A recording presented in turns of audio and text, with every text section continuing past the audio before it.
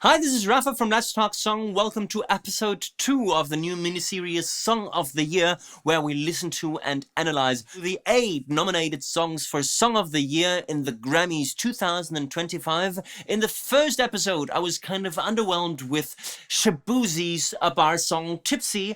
I hope that Birds of a Feather by Billie Eilish, written by Billie Eilish O'Connell and FINNEAS O'Connell, is able to entice, is that a word? Entice more enthusiasm on my side. I hope it gets better. Again, important note, I think I know the song, so it's not really a first reaction. It's more an analysis and then just trying to find songwriting learnings, which unfortunately I wasn't able to with Tipsy because it was not a good song.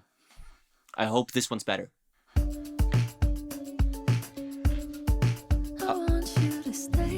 Okay, that one.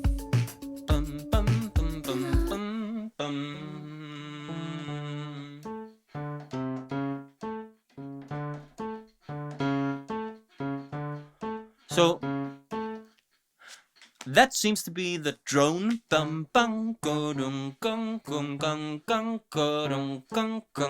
think we are in the key of D major. We could also be in the key of A major, actually. I think the chords that we hear are D major and maybe A major with C sharp and bass.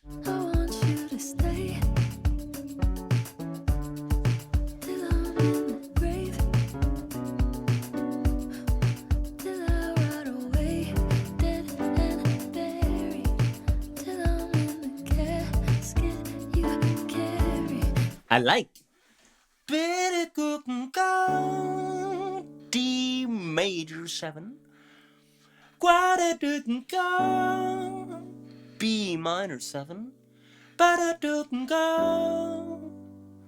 G major 7, A sus. Let's listen to this beginning again.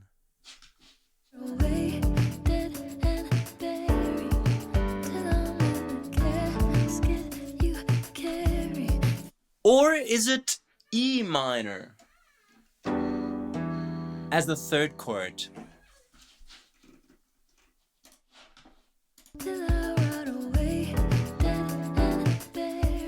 Yes. So 1 to 6 minor to 2 minor, that then goes to the 5. So we are definitely inspired by jazz chord progressions, where this 2 minor to 5 is very, very important. This drone here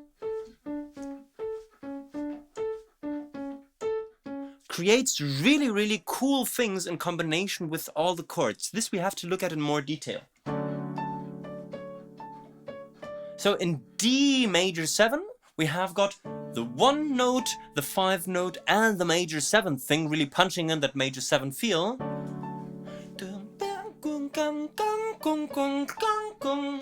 Then we go to this B minor 7.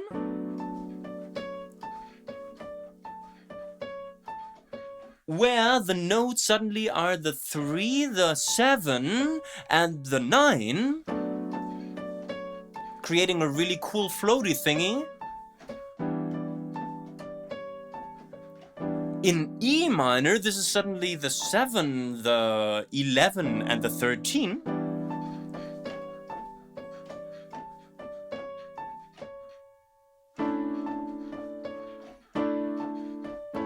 And in A major, it's the 4, 1, 4, 3. So actually doing in the melody the sus4 2 major thing.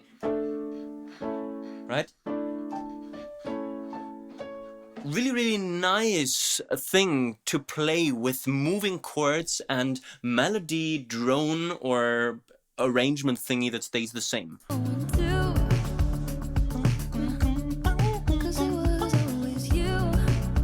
And the vocal melody creating a nice counterpoint, right? Okay, now let's look at the verse melody for a little bit, because it's basically two verses, one after the other. Let's listen to the second part of the verse, which is basically the same as the first in terms of melody. This is the line. That line repeats, and now we develop this. So we have got one melodic idea, which is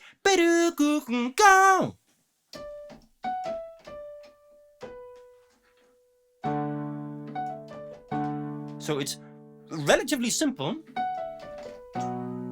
And the melody does actually the same thing. It stays the same while the chords move. So we've got those two stable things. That's the same throughout the chords, and also the melody.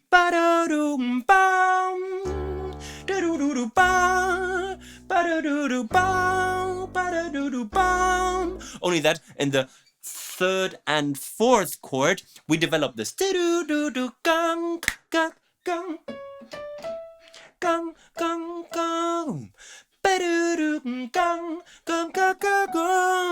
Really, really cool development of that really, really simple melodic idea.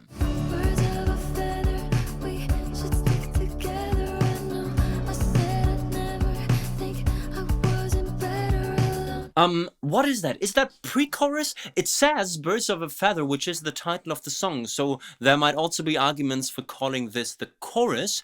The first thing that strikes me in melody, so first of all, harmonies stay the same. This is something that we've seen in Tipsy, and that seems to play a role here as well. Developing different melodic ideas over the same chord progression seems to be very 2024 songwriting. The main difference between the pre-chorus melody and the verse melody that I spotted instantly is the beginning of the melody. Remember that we had this. So we basically have most of the melody actually before the chord. And this is only the first chord of the progression, right? So everything is before, kind of a pickup to the final hit on the downbeat. And with the pre-chorus, it's the opposite. We start after the downbeat and develop ideas from there. So it was... Birds of a feather. So the downbeats are all free, no melodies.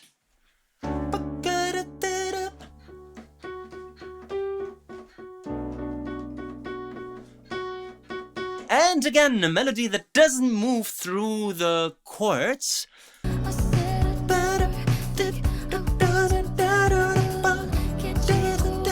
So we really punch in that F sharp in the melody throughout the chords.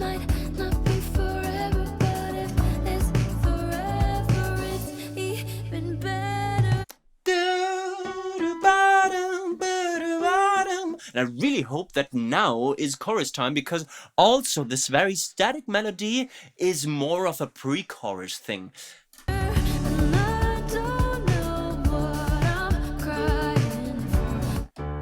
Same chord progression. And I don't know what I'm crying for. Again, rhythmic idea that starts after the downbeat, this time a complete beat. The pre-chorus started on the one end, right? One, and now we wait half a beat longer before saying.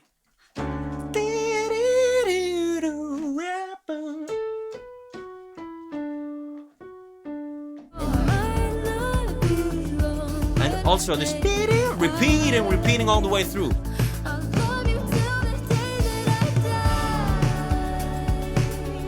What is the chorus here? I don't know what I'm crying for. Is that the chorus?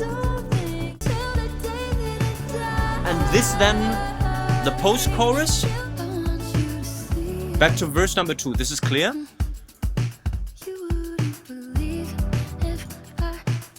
Bringing back this cool melodic variation. Oh no, this time they do something else. Is that the booster line in verse number 2, but you're so full of shit? This we don't really expect, right? In terms of lyric writing, because it's a very nice, floaty, feathery, birdy song. And then she says, but you're so full of shit, which kind of regains the listener's attention in verse number 2, which is basically the booster line's job.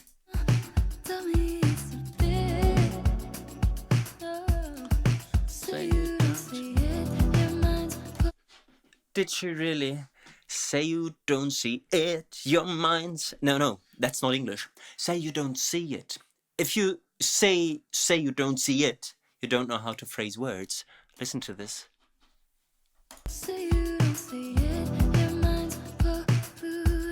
This is supposed to be the best songs in the world in 2024. And they make beginner's mistakes in songwriting. Now, here they do it right. Say you want to quit, don't be stupid. But sit down and work your way through it. You need a it rhyme for quit. Yes, I get it. But you can't just say you don't see it. Because it is phrased badly.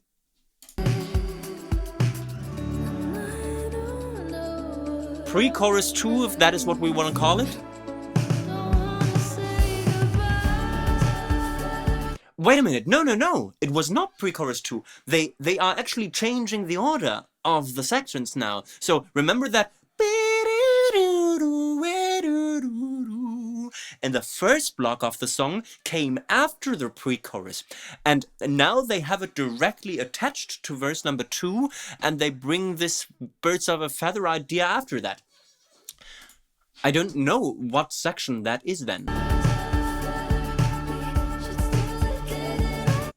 So, quite unusual. I've never seen this. Changing pre-chorus 2 and chorus 2 so that chorus 2 is before pre-chorus 2. Interesting. I guess this is what you can do when you build all your melodies on the same chord progression, right? Is it something important to do? Is it helpful for the development of the song? I couldn't tell you.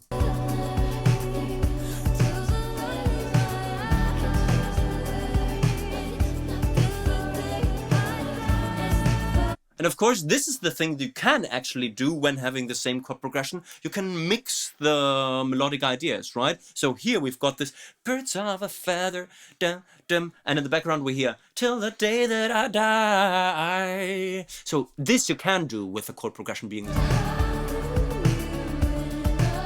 So this is the chorus motifs brought back.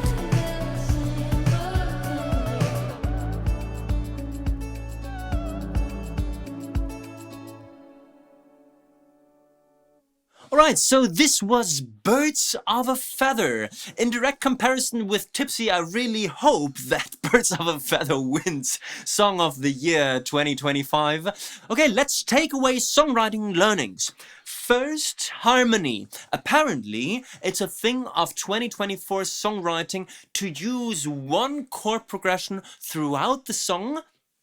In this case, it was a relatively juicy one with D major, B minor, E minor, and A. So in terms of chord scale degrees, it would be 1, 6 minor, 2 minor, and 5.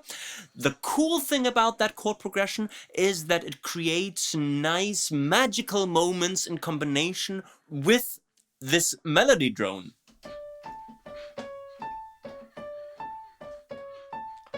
Expanding the chords and making them much more interesting than they would be by themselves. 2, this has to do with melody. When using the same chord progression throughout the song, people tend to use that as an exercise to develop different cool melodic motifs, right? So basically, we've got 4 melodic motifs throughout the song. Verse, which is go. Then we have got the Birds of a Feather bit. Is it pre-chorus? Is it chorus? We couldn't really tell. Birds of a feather, dum, bum, bum, bum, ba-da-da-dum. It's more like a background vocal almost, right? Without great prominence. But still, fourth thing is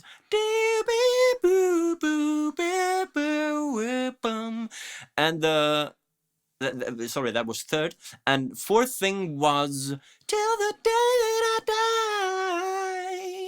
Right? Using this as a kind of post-chorus one. Lyrics. We have to talk about this mispronounced it in the middle of the song.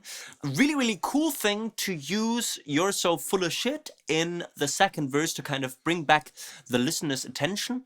But still, this other thing with the it was definitely badly pronounced. Very, very badly. So this was my reaction of Birds of a Feather by Billie Eilish.